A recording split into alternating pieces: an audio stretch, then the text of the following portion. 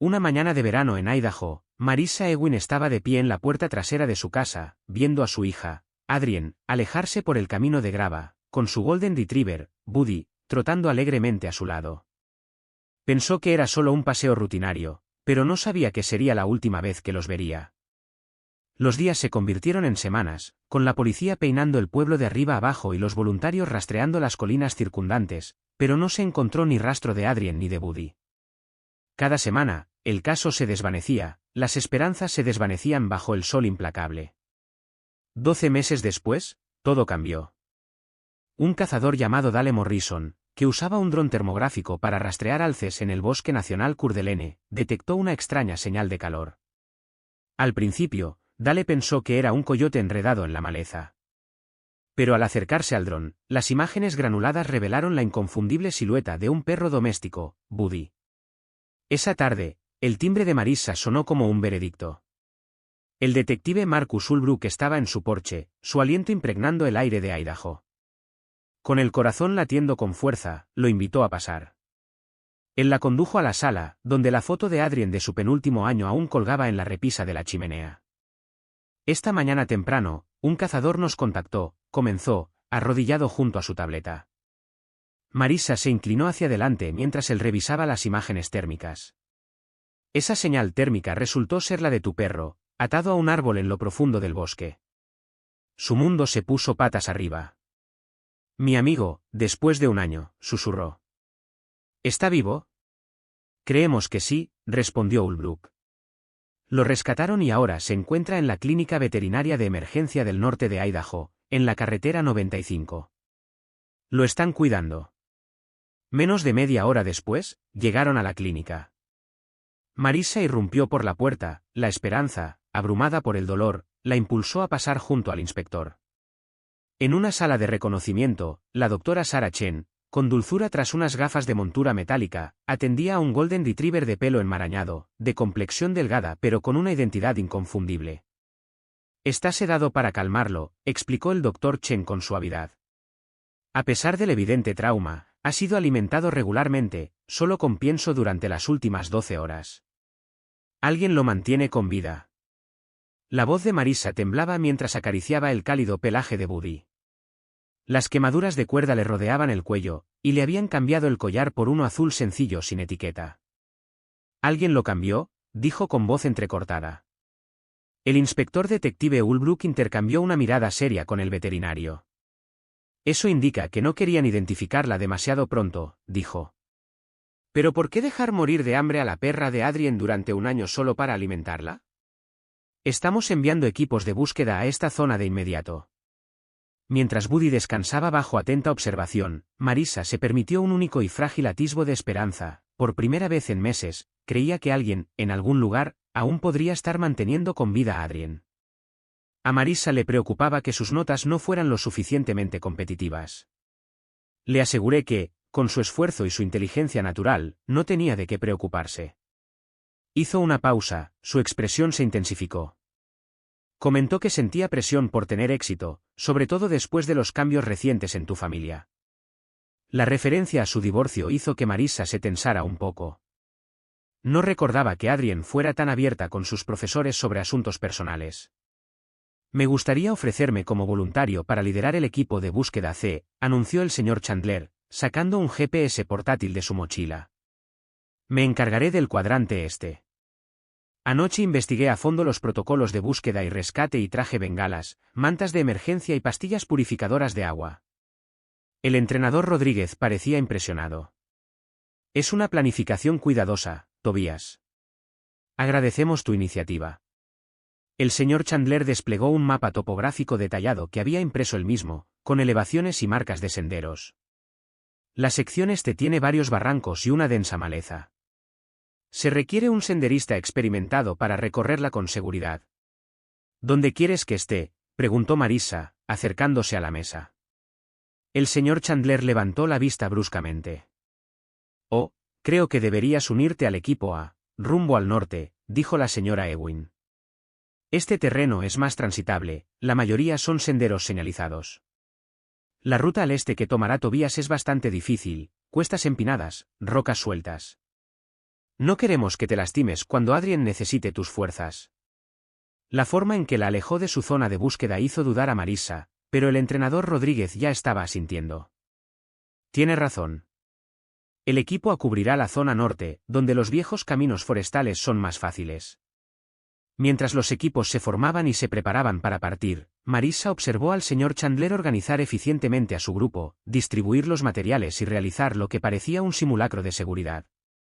Para ser un profesor de ciencias de secundaria, parecía extraordinariamente preparado para esta situación, como si la hubiera planeado durante semanas. La encontraremos, señora Ewing, dijo, al recibirla en la puerta y acariciarle el hombro con una mano tranquilizadora. Le prometo que registraremos cada rincón de este bosque. Adrien merece volver a casa.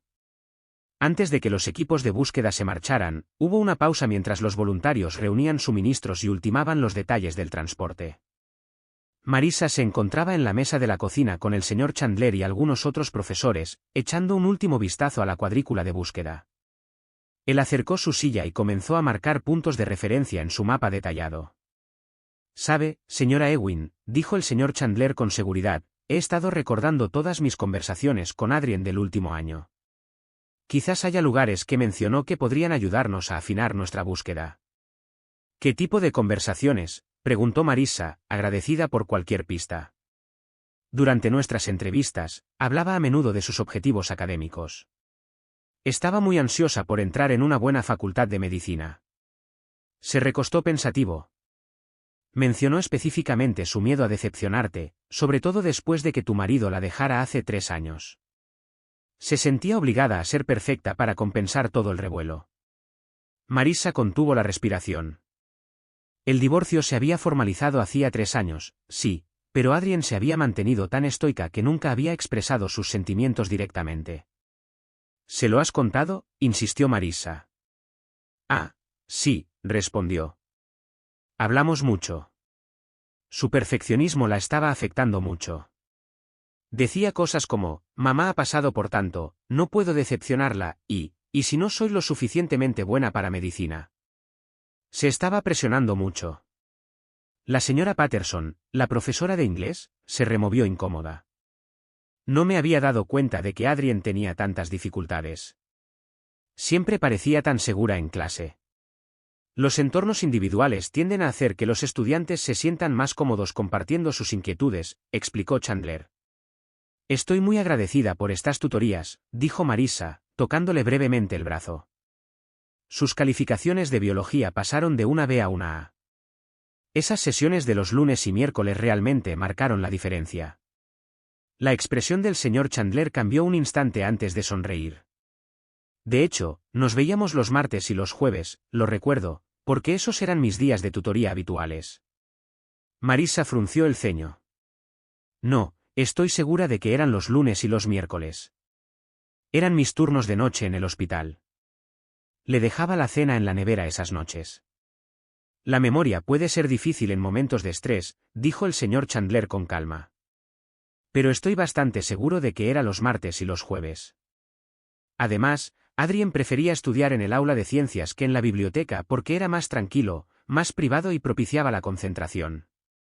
En la sala de preparación, el entrenador Rodríguez intervino, eso no está generalmente fuera del alcance de los estudiantes.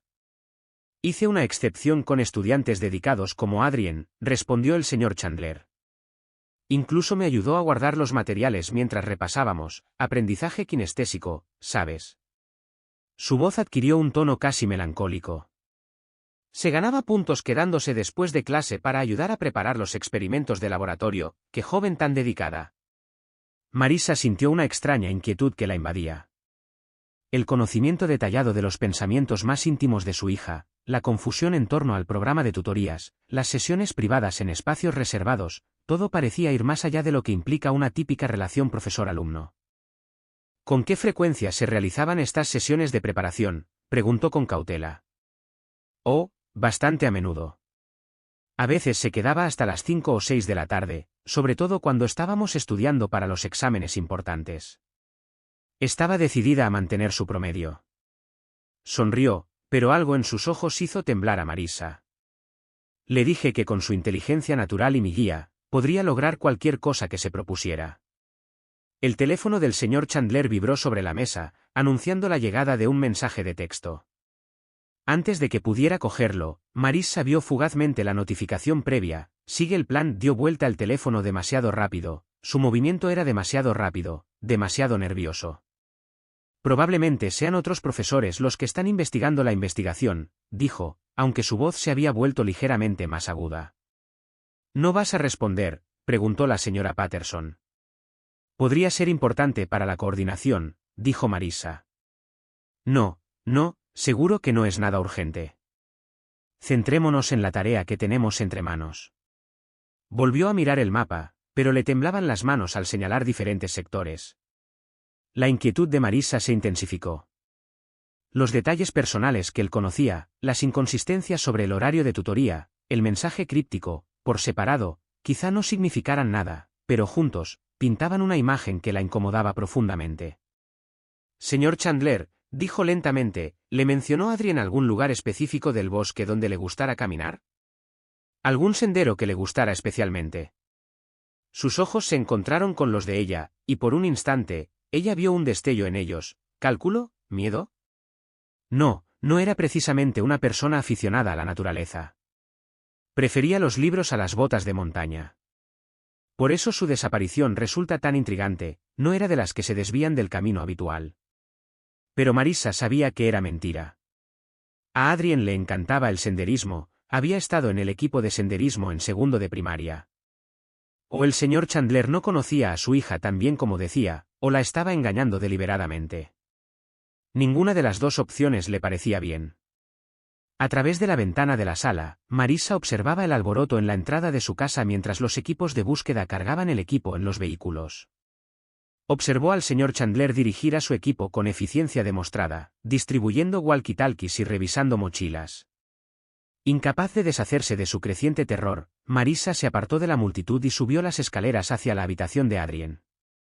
Había dejado la habitación de Adrien casi igual que el día que su hija desapareció, un altar silencioso para la chica de 16 años a la que no soportaba molestar. La cama seguía pulcramente tendida, con el suave edredón morado que Adrien había elegido para su cumpleaños. Sobre el escritorio, el portátil estaba cerrado, el portalápices aún lleno y los libros de texto ordenados en el estante de arriba.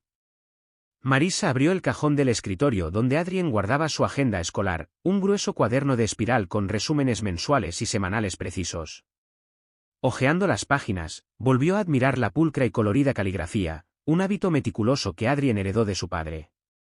Recordando septiembre del año escolar anterior, Marissa buscó algún registro de tutoría.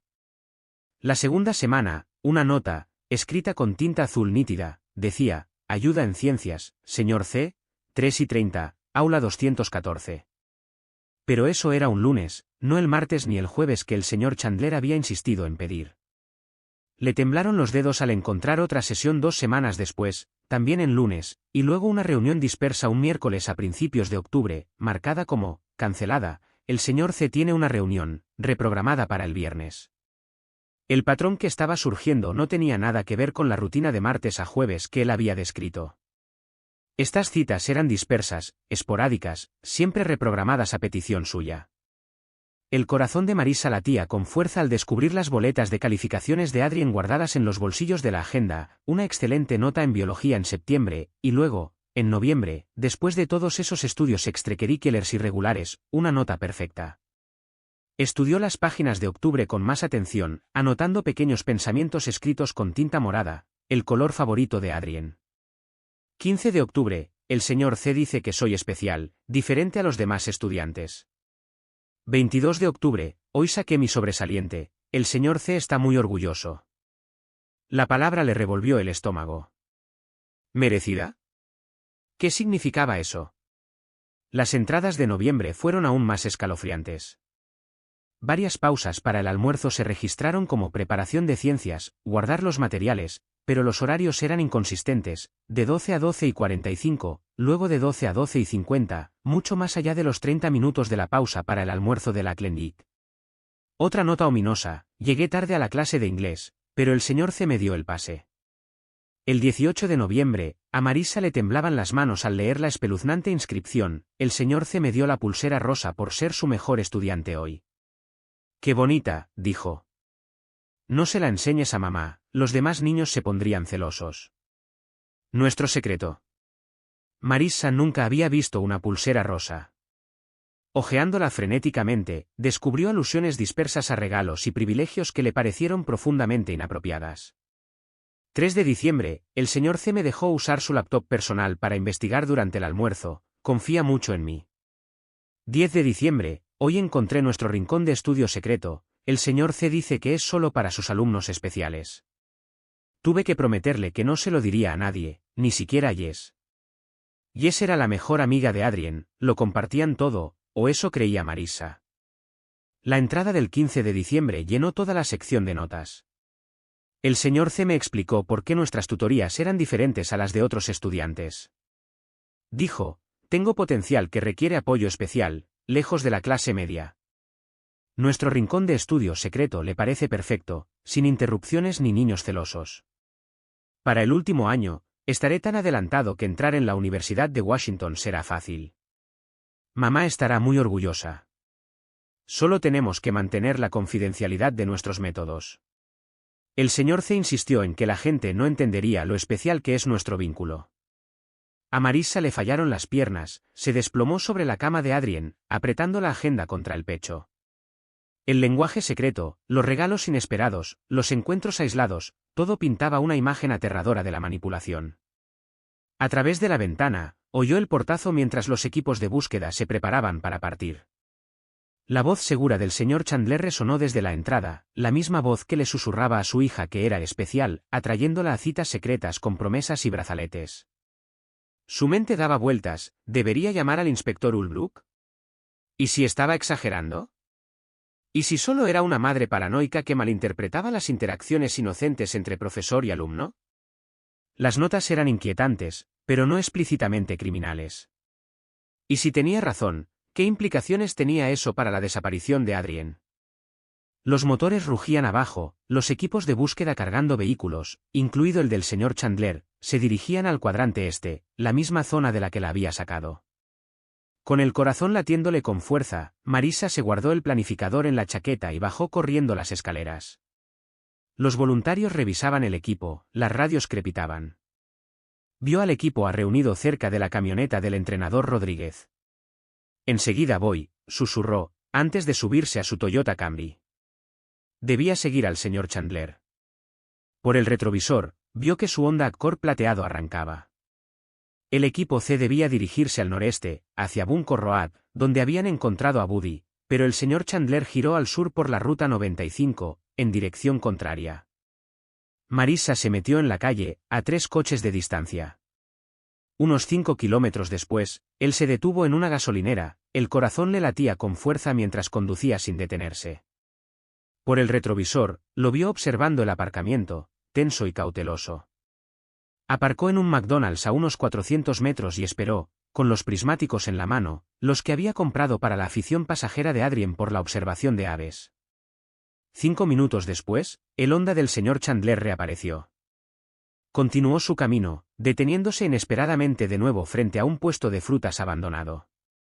Sentado en su coche, miró por los retrovisores, girando la cabeza como si buscara a alguien de verdad. Marissa lo siguió mientras giraba hacia Rimrock Road, una calle sinuosa bordeada de casas artesanales de principios del siglo XX.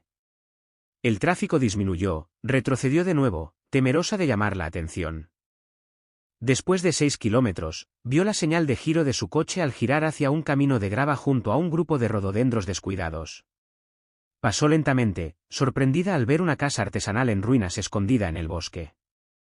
Encontrando un lugar para dar la vuelta, aparcó detrás de un bosque de abetos Douglas, con el teléfono en la mano, la señal aún era buena en aquella zona rural. Le temblaban los dedos, sabía qué hacer. Escribió la dirección que vio en el buzón, 4847 Rimrock Road, en la página web del tasador del condado. La página se abrió y finalmente reveló los detalles de la propiedad, propietario, patrimonio de Eleanor Chandler, fecha de fallecimiento, noviembre de 2019, beneficiario, Tobias Chandler. A Marissa le latía con fuerza en los oídos. Luego encontró el obituario de Eleanor Chandler. La maestra jubilada, precedida en la muerte por su esposo William, dejaba a su nieto Tobias. La casa había pertenecido a los Chandler desde 1947. Un vistazo rápido a Joe le heló la sangre.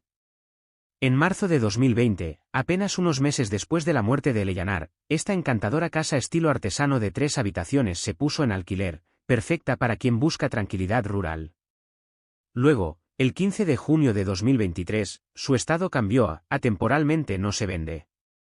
Adrien desapareció el 8 de julio de 2023, menos de un mes después de que Tobias retirara del mercado la casa de su abuela. Bajo la protección de los árboles, Marissa se acercó a pie. Desde su posición privilegiada, la casa parecía impecablemente cuidada, el jardín bien cortado, la pintura fresca. Sin embargo, en el porche yacía un pequeño montón de periódicos, de aproximadamente una semana, lo que sugería que alguien cuidaba la propiedad sin vivir allí a tiempo completo. Unas huellas frescas de neumáticos en el camino de grava le llamaron la atención. Una pertenecía al Honda del señor Chandler, otra, un poco más vieja pero más nueva, conducía a la parte trasera de la propiedad. No había luces encendidas dentro, a pesar de la tarde nublada. No se veía ningún movimiento fuera de las ventanas. Había entrado con llave, con seguridad, como alguien acostumbrado a estar allí, mientras la hija de Marissa se perdía en algún lugar del bosque. Se retiró, con el corazón latiéndole con fuerza, y caminó unos 400 metros por Rimrock Road. Allí, un granero rojo abandonado, con la pintura descascarada y el techo derrumbado, le ofreció el refugio perfecto. Aparcó su Camry detrás y luego se adentró en el bosque, rodeado por los abetos Douglas y los cedros, que la rodeaban como centinelas silenciosos. Desde este ángulo, el sótano de la casa quedaba expuesto donde el terreno descendía. La mayoría de las ventanas habían sido reemplazadas por bloques de vidrio opacos, algo inusual en un alquiler, pero una pequeña abertura de ventilación permanecía despejada, cubierta con finas cortinas. Las losas de hormigón recién colocadas alrededor de los cimientos brillaban demasiado nuevas para tener más de unos meses. Agachándose, Marissa pegó la cara al cristal. Lo que vio la dejó helada, un aula. Una pizarra blanca llena de notas sobre respiración celular. Un escritorio lleno de libros de texto, la edición de biología del Instituto Lackland, y, colgada del respaldo de la silla, la mochila morada de Adrien, la que tenía el desgarro remendado en una cara sonriente. Las lágrimas le nublaron la vista, pero se obligó a fijarse en cada detalle, el refrigerador en la esquina, el microondas encima, una cama estrecha pegada a la pared de piedra de lo que debía ser un sótano. Oyó pasos arriba, el señor Chandler bajaba por una escalera oculta, con una bandeja llena de sándwiches de pavó y queso suizo, rodajas de manzana y un vaso de leche. Su voz susurró a través del cristal: «Te traje el almuerzo, tu favorito». Una respuesta femenina, suave e inaudible, pero con un matiz de resignación. «Tu madre sigue sin entender», continuó. «Tenemos que tener más cuidado ahora que han encontrado al perro». El mundo de Marissa se puso patas arriba. No era solo un secreto extraño, su hija estaba allí, cautiva en una escuela improvisada, escondida bajo tierra. Y al desvanecerse la luz de la tarde, supo que tenía pruebas. Sin embargo, no se atrevió a llamar al detective Ulbrook hasta reunir más. Un paso en falso podría costarle la vida a Adrien. El corazón de Marissa latía con fuerza mientras se llevaba la mano a la boca para ahogar un sollozo. Adrien, su pequeña, estaba allí afuera, viva, pero atrapada en el delirio de aquel hombre. Los muros de piedra y la estrecha ventana le indicaban que se trataba de un sótano reformado, probablemente de la construcción original de la casa. Una prisión perfecta, insonorizada, sin ventanas salvo por un pequeño respiradero invisible desde la carretera. Tuvo que pedir ayuda, esta era la prueba tangible de que su hija estaba viva. Aún agachada bajo la ventana del sótano, la mano de Marissa temblaba violentamente al sacar su teléfono. Retrocediendo lentamente de la casa, sin perder de vista la puerta trasera, se pegó a la superficie metálica del aire acondicionado que zumbaba suavemente cerca de la esquina. Llamó al 911. ¿911? ¿Cuál es su emergencia? La voz tranquila del operador parecía surrealista por encima del latido en el pecho de Marissa. «Soy Marissa Ewing», susurró con urgencia. «Mi hija Adrien lleva un año desaparecida. Estoy en el 4847 de Rimrock Road y la veo. Su profesor, Tobias Chandler, la tiene retenida en el sótano». «Señora, hable más alto». «¿Dijo que podía ver a su hija desaparecida?» La operadora, Bethany Cole, como revelaría su placa más tarde, ya estaba escribiendo, alertando a las unidades. Sí. Está en el sótano. Vi su mochila y lo oí hablar con ella. Es Rimrock 4847. Marisa se movió para poder deletrear el nombre de la calle con más claridad, y su pie aterrizó sobre algo que crujió como un disparo en la quietud de la tarde. Al bajar la vista con horror, vio la lámpara solar decorativa hecha añicos, su carcasa de plástico se quebró y el cristal se desparramó por el suelo. La puerta trasera se abrió de golpe con tanta fuerza que rebotó contra la pared. El señor Chandler se quedó allí, con el rostro desencajado por la ira, sus rasgos normalmente tranquilos distorsionados. «Sé que estás aquí», gritó, escudriñando el patio.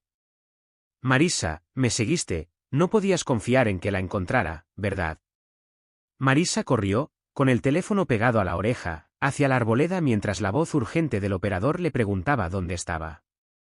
«Rimrock Road 4847, envíen ayuda inmediatamente». La perseguía. Su pie se enganchó en una raíz y cayó bruscamente, con el teléfono volando de sus manos.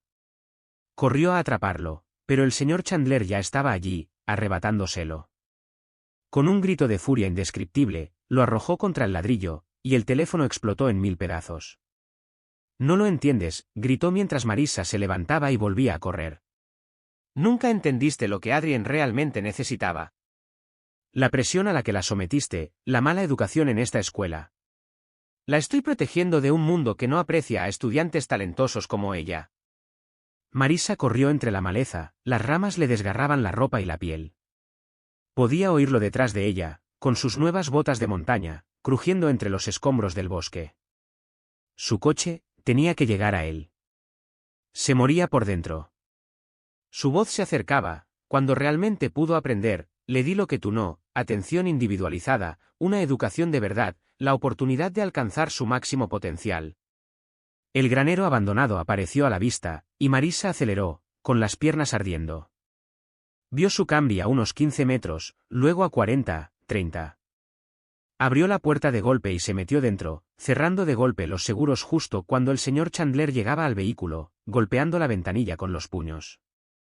«Quiere estar aquí, está prosperando. Vas a destruir todo lo que hemos construido». Marisa arrancó el motor y puso reversa, levantando grava al retroceder. Por el retrovisor, lo vio correr hacia su Honda. Giró el volante, con los neumáticos chirriando, y se dirigió hacia la carretera principal. Su mente corría tan rápido como su coche. El operador había conseguido la dirección, la había dicho 2 veces, deletreando Rimrock. Eso debería bastar. Enviarían unidades, tenían que hacerlo. Aceleró por Rimrock Road, tomando las curvas demasiado rápido. Por los retrovisores, vio el Honda plateado persiguiéndola, con el conductor igualando la aterradora intensidad de Chandler. En la intersección con Cedar Lane, giró bruscamente a la derecha, con los neumáticos chirriando. Él la siguió de cerca. Un barrio residencial se abrió ante ella, y lo atravesó en zigzag, saltándose las señales de stop, rezando para que no hubiera niños jugando en las calles. Giró a la izquierda en Maple, a la derecha en la tercera, de nuevo a la izquierda en Pine, pero él también conocía esos caminos. La siguió en cada curva. La Interestatal 95 apareció frente a ella, y se incorporó al tráfico sin mirar, tocando la bocina a todo volumen. El Honda la siguió, cerrando el paso a una camioneta para no perderla de vista, pero el tráfico más denso la favoreció. Zigzagueó entre los coches mientras él se quedaba atascado detrás de una autocaravana con el motor en marcha. Para cuando llegó a la intersección de Walmart, lo había perdido de vista. Entró en el estacionamiento y condujo hasta la esquina más alejada, estacionando entre 2 camiones grandes donde su auto no sería fácilmente visible desde la carretera. Le temblaba el cuerpo, la adrenalina la mareaba. No tenía teléfono, no tenía forma de saber si llegaría ayuda. Solo podía esperar y rezar para que Bethany Cole hubiera entendido lo suficiente como para enviar ayuda. 20 minutos después, el agente James Wright, de la oficina del sheriff del condado de Coutini, fue el primero en avistar el Honda Accord plateado que regresaba al número 4847 de Rimrock Road. Otras 2 unidades ya estaban en posición, pues habían llegado unos minutos antes y habían encontrado la propiedad aparentemente vacía, se preparaban para forzar la entrada cuando apareció el Honda. El señor Chandler vio las patrullas demasiado tarde, intentó dar marcha atrás, pero la unidad del agente Wright se lo impidió. En cuestión de segundos, los agentes lo sacaron del coche y lo esposaron, con su actitud de profesor finalmente destrozada. «No lo entiendes», gritó mientras le leían sus derechos. «Me necesita, su educación, su futuro. Soy el único que realmente comprende su potencial». La policía ignoró sus divagaciones y registró la propiedad. La planta baja no reveló nada inusual, pero en el sótano, la agente Sara Martínez notó algo extraño en el armario del calentador de agua. El calentador estaba extrañamente empujado hacia adelante, y detrás descubrió una puerta ingeniosamente oculta, pintada del mismo color que la pared y asegurada con un sofisticado mecanismo de cierre. Las llaves del señor Chandler la abrieron, revelando un pasillo estrecho que conducía a otra puerta de acero, cerrada desde fuera con un cerrojo. El agente Wright la abrió con cautela y anunció: «Adrien, habla la policía. Estamos aquí para ayudarte». La habitación que había al otro lado era exactamente como Marisa la había descrito, un sótano convertido en una extraña aula prisión. Allí, sentada en su escritorio, lápiz en mano, estaba Adrien Ewing. Miraba a los oficiales con los ojos hundidos, el rostro pálido tras un año sin luz solar. Estaba delgada pero no demacrada, vestía ropa limpia que parecía demasiado grande para su figura. En sus manos, aferraba un cuaderno lleno de letra pulcra, línea tras línea. «Tengo que terminar esta tarea», dijo con la voz entrecortada por la falta de esfuerzo. «El señor C dice que no puedo entrar a la universidad si no mantengo un promedio perfecto. Mañana tengo un examen sobre mitosis celular». «Adrien, cariño, ya estás a salvo», dijo el oficial Wright en voz baja mientras entraba lentamente en la habitación. «Tu madre nos envió, te vas a casa». «¿En casa?». Parecía confundida, casi asustada. «Pero tengo tarea, 3 capítulos que leer, 2 informes de laboratorio que escribir. El señor C dice que si me atraso, nunca me pondré al día. Los demás estudiantes ya van muy adelantados». La agente Martínez tuvo que contener las lágrimas al ver a la joven de 17 años aferrarse a su cuaderno como a un salvavidas, meses de tareas completadas visibles en las páginas. El trabajo desesperado de una niña que intentaba ganarse la libertad con calificaciones perfectas, sin comprender que ninguna calificación sería suficiente para el hombre que le había arrebatado la vida. «Nos aseguraremos de que tu trabajo esté a salvo», prometió la agente Wright, arrebatándole con cuidado el cuaderno de sus manos temblorosas. «Pero por ahora, necesitamos llevarte con tu madre. Lleva mucho tiempo buscándote». Las luces fluorescentes del hospital Cena y eran cegadoras tras la húmeda oscuridad del sótano.